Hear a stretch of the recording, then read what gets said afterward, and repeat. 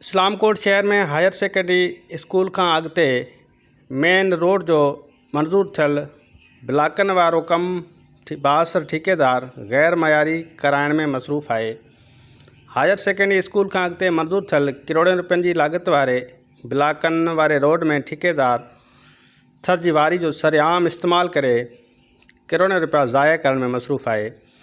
ॿुधायो वञे पियो त हिन रोड में रोड़े समेत रेती जी भराई करे मथे डोज़र हलाए उनजी लेवलिंग करण बैदि पाणी छंटकारे उन में पाउडर विछायो वेंदो आहे, पर ठेकेदार हेठियां खां ई वारी विछाइण सां गॾु ब्लाकनि मथे पिणु वारी विछाए गैर मयारी कमु करण में मसरूफ़ आहे।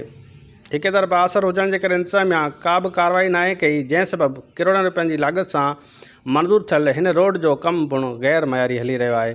जॾहिं त ठेकेदार एस्टीमेट जी उबतड़ समूरो कमु गैर मयारी ऐं ॿ नंबर करे रहियो आहे, पर इंतिज़ामिया कार्रवाई करण जे लाइ तयारु न आहे। ॿुधायो वञे थो त ठेकेदार बाअसर हुजण जे करे हायर सेकेंडरी स्कूल जे मरमती आयल कम में पिणु नाक़्स कमु करण में रुधल आहे। उन जूं दाहूं मीडिया ते अचण जे बावजूदि इंतिज़ामिया हरकत में न आहे आई। हिन वक़्तु पिणु शहर में ठहंदड़ हिन मेन रोड जी कम में पिणु गैर मयारी कमु सरेआम जारी आहे।